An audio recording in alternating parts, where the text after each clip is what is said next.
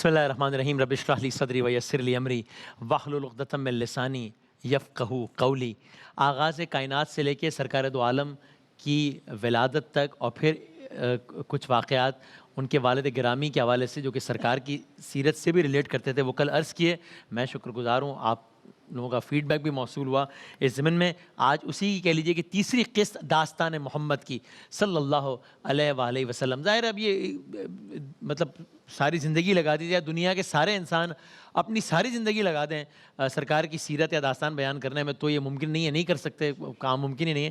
تو اس ایک سیگمنٹ یا ایک نشریات کیا کچھ کر لے گی، لیکن جتنا ممکن ہے۔ تو سرکار کے ابتدائی ایام کا ہی اب یہ ایک واقعہ سنیے اور پھر شاعری کی انداز سے اس میں بیچ میں لطف لیجیے۔ حفیظ جالندھری صاحب نے جو لکھا، مجھے کافی لوگ کہتے ہیں، بہروز سبزواری صاحب مجھ سے کہہ رہے تھے، بہت کہتے ہیں کہ جناب شاہنامہ اسلام اتنا خوبصورت ایک وہ ہے کہ کم از کم ہمارے ہر بچے نے ایک آدھ دفعہ ضرور سنا ہو یا نصاب کا کسی طور پہ حصہ ہو، تو ہم نے اس کو بھی ذرا سا شامل کیا ہے اس میں۔ تو زمانہ جاہلیت میں، اگر آواز تھوڑی سی میری بڑھا سکیں، زمانہ جاہلیت میں یہ عربوں کا یہ رواج ہوتا تھا کہ وہ اپنے نوزائیدہ لڑکوں کو دور دراز کے قبائل میں پرورش کے لیے بھیجا کرتے تھے تاکہ وہ وہاں کی فضا میں پروان چڑھیں، تاکہ جہاں ایک طرف ان کی زبان فصیح ہو، بلیغ ہو جائے، تو وہ وہیں کھلے ماحول میں پل بڑھ کر فطری صحت پا سکیں، فطری شجاعت پا سکیں۔ یہ وہاں پر ایک نارم تھا عرب میں کہ وہ اپنے بچوں کو وہاں بھیجا کرتے تھے۔ اب ظاہر ہے سرکار دو عالم صلی اللہ علیہ وسلم کی پیدائش جب ہوئی تو اس سال بھی حسب دستور بدوی عورتیں مکہ آئیں، یعنی کہ باقاعدہ ایک پروسیس ہوتا تھا یا کہہ لیجیے ایک بزنس ہوتا تھا کہ خواتین ان علاقوں سے آتی تھیں الگ الگ شہروں میں اور نئے یعنی جو نوزائیدہ بچے تھے ان کو لے کر جاتی تھیں، پرورش کرتی تھیں، اس کے عوض وہ مال و زر فیس چارج کرتی تھیں۔ تو اب یہ واقعہ اس طرح ہوا کہ سرکار دو عالم کی ولادت کا یہ مہینہ ہے اور بدوی عورتیں مکہ آئیں۔ اب کیا ہوا، کوشش سب کی کیا ہوتی تھی، ظاہر ایک بزنس ہے تو سب کی کوشش ہوتی تھی کہ پروفٹ میکسیمائزیشن ہو، زیادہ سے زیادہ اس کا عوض مل سکے۔ تو کوشش ہوتی تھی کہ کوئی ایسا بچہ مل سکے کہ جس کا فائنینشیل بیک گراؤنڈ ذرا تگڑا ہو۔ تو ہوا یہ کہ اب سرکار دو عالم کی ولادت کے ایام ہیں، بدوی عورتیں مکہ آئی ہیں اور اب سب نے، یہ جو قافلہ ہے، سب نے دولت مندوں کے بچے حاصل کر لیے ہیں، بظاہر جو دولت مندوں کے بچے حاصل کر رہے ہیں خوش ہیں۔ تو لیکن اب میں ان الفاظ میں کہہ دوں کہ سرکار دو عالم صلی اللہ علیہ وآلہ وسلم یتیم تھے، والد گرامی انتقال کر چکے تھے ولادت سے پہلے ہی۔ تو میں یوں کہوں کہ جو بدقسمت خواتین تھیں وہ سرکار دو عالم کے حصول میں ناکام رہیں، کسی کو یہ شرف حاصل نہ ہو سکا کہ ان کو سرکار دو عالم صلی اللہ علیہ وآلہ وسلم کا حصول ہوتا۔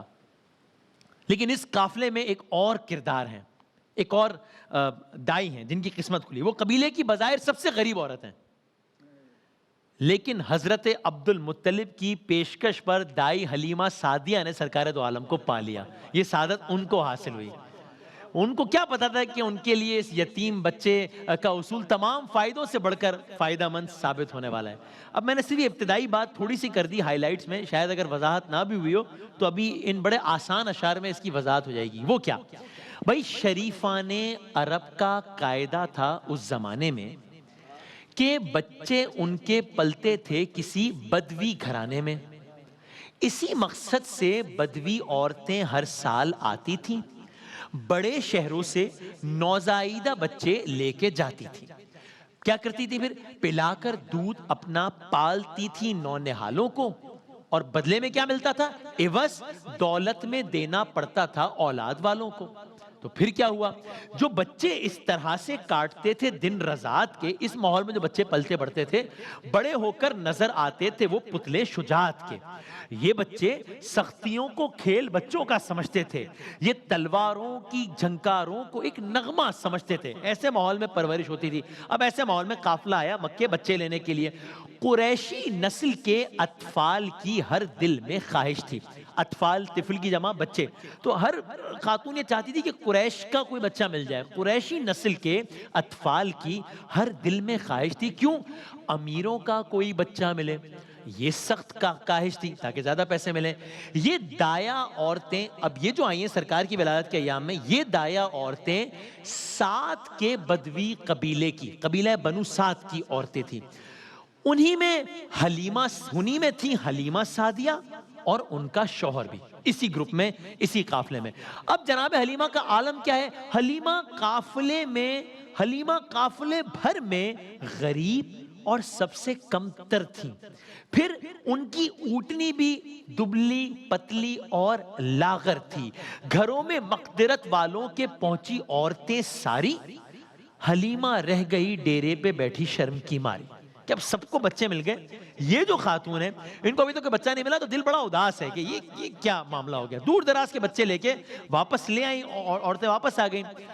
تو وہ زردار، یہ جو عورتیں تھیں باقی عورتیں، وہ کیا ہوا، وہ زرداروں، امیروں کے بچے، وہ زرداروں کے بچے لے کے واپس لوٹ بھی آئیں، اور گویا محاورتاً شاعر نے کہا کہ وہ تو زرداروں کے بچے لے کے واپس لوٹ بھی آئیں، حلیمہ سعدیہ نے گویا 2 کھجوریں بھی نہیں پائیں۔ تو ابھی عالم یہ، اب منظر پلٹنے والا ہے، لیکن اب تک یہ عالم ہے کہ یہ جو عورتیں ہیں ان کا نصیب جاگ گیا، اتنے امیر بچے ان کے پاس ہیں۔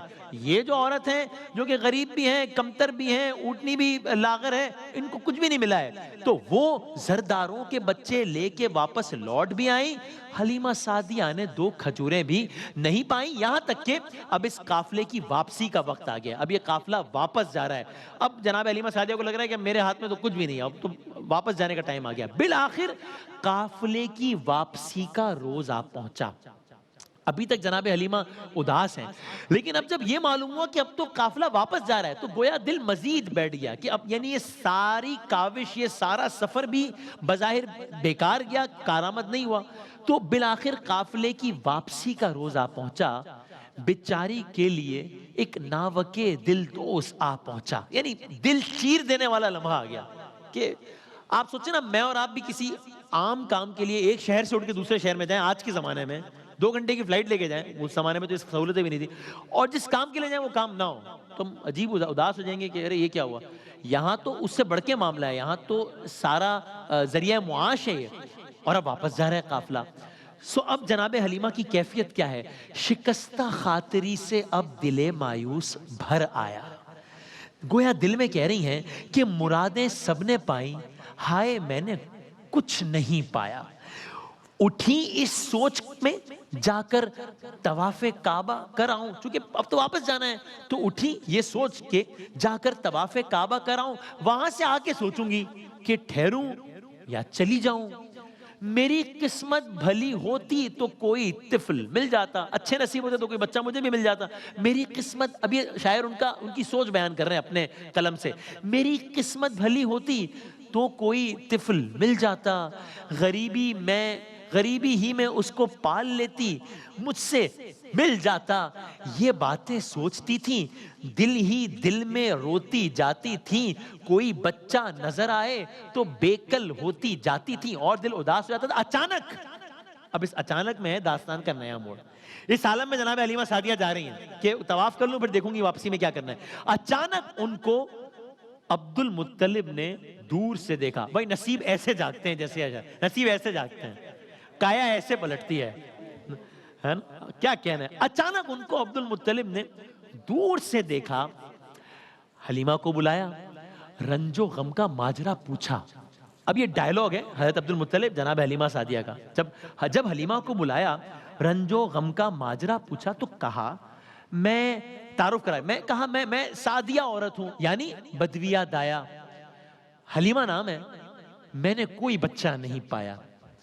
اب یہاں انسان داد اگر نہ دے حفیظ جلندری صاحب کو تو بھی زیادتی ہے کہ کیا کہنے، کتنے اچھے انداز میں ساری داستان بیان کر دی۔ حلیمہ نام ہے، میں نے کچھ نہیں پایا، قبیلے والیاں لائی ہیں کیسے پھول سے لڑکے، رہی جاتی ہوں میں اور قافلے کا کوچ ہے تڑکے۔ قافلہ اب کوچ کر رہا ہے، قافلہ تو واپس جا رہا ہے، میں رہ گئی ہوں۔ ہنسے یہ سن کے عبد المطلب، اور ہنس کے فرمایا کہ ہاں اے نیک بی بی، کہ ہاں اے نیک بی بی، اے حلیمہ سعدیہ دایا، حلیمی اور سعادت خوبیاں 2 پاس ہیں تیرے، اور انہی دونوں کے باعث کام سارے راس ہیں تیرے۔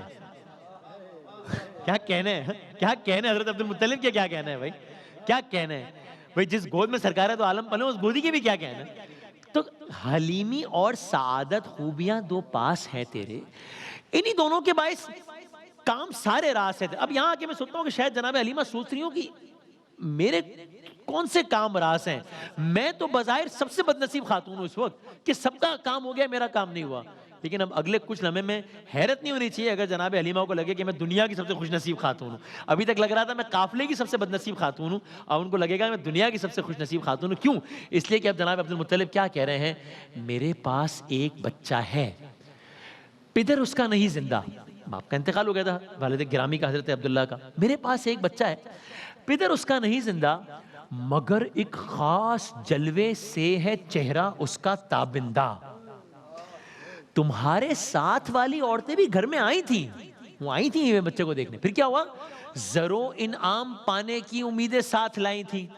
اب یہاں حضرت عبد المطلب نے یہ تعارف کرانے کے بعد جناب حلیمہ سے کہا کہ آپ اگر چاہیں تو اس بچے کی ذمہ داری آپ لے لیں, چاہیں تو لیں. یہ کہہ کر ایک ہلکا سا تبسم آ گیا لب پر. ابھی جناب بات کر عبد المطلب, یہ مانی تھے, گویا کہنا یہ چاہ رہے تھے, یہ تبسم مسکراہٹ, یہ کہہ کر ایک ہلکا سا تبسم آ گیا لب پر. یہ مانی تھے میرا بچہ ہے بالا اونچا, میرا زیادہ اس سے بڑا ہے, یہ مانی تھے میرا بچہ ہے بالا مالو جاں سب پر. یعنی بتا رہے ہیں جناب حلیمہ کو کہ بظاہر یہ لگے کہ مالو زر کم مل رہا ہے تو یہ معاملہ ہے نہیں, یہ مانی تھے میرا بچہ ہے بالا, سب سے اولا, سب سے بالا والا, یہ مانی تھے میرا بچہ ہے بالا مالو جا سب پر. جناب حلیمہ کا رسپانس, حلیمہ نے کہا دریافت کر لوں اپنے شوہر سے, مبادا وہ خفا ہو اور میری جان پر برسے. یہ کہہ کر جلدی جلدی آئی حلیمہ اپنے ڈیرے پر.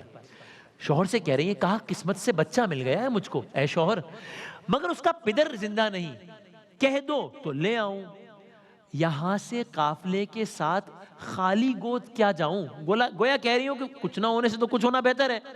ہماری ساتھنے بچوں کی دولت لے کے جائیں گی, ہنسیں گی, مجھ پہ تانے دیں گی, 100 باتیں بنائیں گی. کہا شوہر نے, ہاں لے آؤ, شاید کچھ بھلائی ہو, ہماری بہتری اس طفل کی صورت میں آئی ہو. حلیمہ جلد عبد المطلب کے پاس لوٹ آئیں. وہ ان کو لے کے گھر پہنچے, کتاب نور دکھلائی. کیا تعارف کرایا ابھی جالندری صاحب نے, ہاں کیا کہنے اس تعارف کے.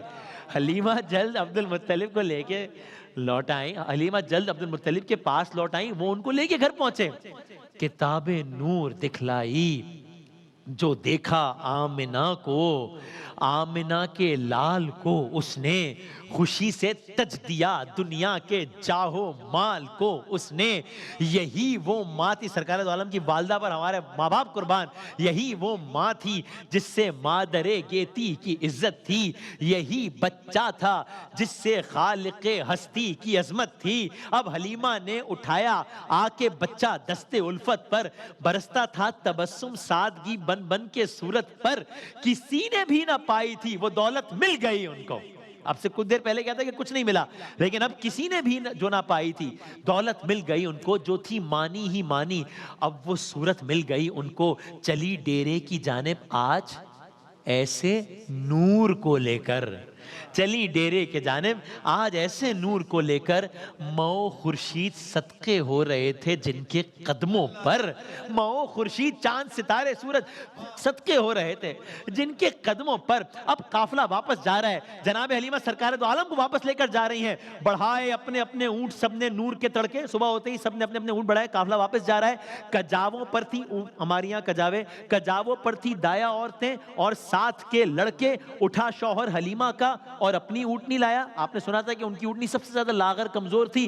حلیمہ اور دونوں بچوں کو ایک ساتھ بٹھلایا, چلا خود آپ پیدل. اونٹنی دبلی تھی بیچاری, کسی صورت نہ ہو سکتی تھی اس پر سب کی اسواری, سب سوار نہیں ہو سکتے تھے, بہت بہت دبلی تھی. جب آئے تھے تو پیچھے تھک کے رہ جاتی تھی منزل سے. اونٹنی کی بات ہو رہی ہے, وہ اپنے آپ ہی کو لے کے چل سکتی تھی مشکل سے, مگر آج اس نے دکھلائی کچھ ایسی تیز رفتاری, مگر آج اس نے دکھلائی کچھ ایسی تیز رفتاری جو آگے چل رہی تھی اب وہ پیچھے رہ گئی ساری. یکایک ہمراہوں کے پاس سے جس دم گزرتی تھی تو ہر عورت تعجب کا وہی اظہار کرتی تھی. گویا کہہ رہی ہوں بھئی وہی پہلی ہے تیری اونٹنی اٹھنی یا اور ہے کوئی نہیں. پہلی کہاں ایما سے کہنا اور ہے کوئی یہ وہ اٹھنی نہیں ہے. حلیمہ کی سواری اس قدر جب تیز دم دیکھی سوار اس اونٹنی پر ہو گیا اب ان کا شوہر بھی, مگر یہ ہو گئی تھی تیز رو اور برق دم ایسی کہ سارے قافلے سے پہلے منزل پر پہنچتی تھی. اور اس اونٹنی کا عالم کیا تھا کہ وہ دودھ نہیں دیتی تھی. لیکن اب آگے کیا ہوا, اب آگے کیا ہوا یہ سنیے. مگر یہ ہو گئی تھی تیز رو, بیچاری اونٹنی کا دودھ کم کیا تھا, بہت کم تھا, مگر اس مرتبہ منزل پہ جب آ کے اسے دوہا تو اتنا دودھ نکلا جو زیادہ تھا ضرورت سے. لگے منہ دیکھنے ایک دوسرے کا دونوں حیرت سے. کہا شوہر نے, اے بی بی یہ اس بچے کی برکت ہے. اب معاملہ سمجھ آ گیا کہ ہو کیا رہا ہے, اب معاملہ سمجھ آ گیا. کہا شوہر نے, بی بی یہ بچے کی برکت ہے, اسی کا صدقہ ہے, ورنہ ہماری کیا لیاقت ہے. حلیمہ نے کہا واللہ میں بھی ہوں بہت حیران, نظر آتا ہے مجھ کو ہاشمی لڑکا بہت ذی شان. اب حلیمہ اپنا عالم بیان کر رہی ہیں اور کیا کہنے دائی حلیمہ کی قسمت کے. کہتی ہیں بس مسرت ہوتی ہے جب ان کا چہرہ دیکھتی ہوں میں, کہ اس پر تور کے پھولوں کا صحرا دیکھتی ہوں میں. غرض اس شان سے دائی حلیمہ اپنے گھر آئیں. جب نکلی تھی تب کیا عالم تھا اور اب جب آئی ہیں تو کس طرح آئی ہیں. غرض اس شان سے دائی حلیمہ اپنے گھر آئیں, متاع دنیاوی اور اخروی آغوش میں لائیں. اس آغوش کے کیا کہنا ہے جس میں دونوں جہاں کی دولت ہے. یہاں پر قحط تھا ہر سو, نہ دانا تھا نہ چارہ تھا. وہاں کا عالم یہ تھا کہ اب تک می نہ برسا تھا یہاں جس کا سہارا تھا. ان کی جگہ کی بات ہو رہی ہے جہاں پر آئے تھے سرکار. مویشی مر رہے تھے, لوگ فاقے کر رہے تھے, سب بتوں سے اپنے اپنے دیوتا سے ڈر رہے تھے سب. جب رسول اللہ دائی حلیمہ کے گھر پہنچے, بس میں اس واقعے کو اختتام تک پہنچاتا ہوں. جب رسول اللہ دائی حلیمہ کے گھر پہنچے وہاں آپ کے پہنچتے ہی برکات کا ظہور نظر آنے لگا. زمینیں جو بنجر تھی, کھیتیاں جو خشک تھیں, ویران تھیں, سرکار دو عالم کی برکات کے نتیجے میں بابرکت ہو گئی, زمین زرخیز ہو گئی, کھیتیاں ہری بھری ہو گئی. حلیمہ کی زمین کا حال سب لوگوں سے بدتر تھا, نکمی تھی زمین, اس کا زیادہ حصہ بنجر تھا. وہ لے آئی تھی لیکن گھر میں اس سامان رحمت کو مٹایا جس کی ذات پاک نے ہر ایک زحمت کو. حلیمہ اور کنبہ بکریوں کے دودھ پر جیتے, پلاتے دودھ مہمانوں کو بھی اور آپ بھی پیتے. قبیلے والے بھی سیراب تھے اس ابر رحمت سے. یعنی کہاں تو یہ عالم تھا کہ بکری کا یہ حال تھا, اور اب کیا ہے کہ اتنی فراوانی ہو گئی کہ قبیلے والے بھی سیراب تھے اس ابر رحمت سے. کس ابر رحمت سے؟ یتیمی کے سبب انکار تھا جس کی رضاعت سے.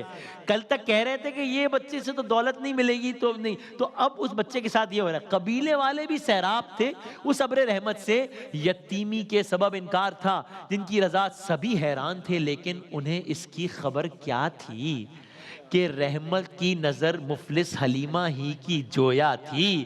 رہے محروم اس دولت سے دولت ڈھونڈنے والے, سبھی کچھ پا گئے دامان رحمت ڈھونڈنے والے. اب سرکار دو عالم قبیلہ بنی سعد پہنچے.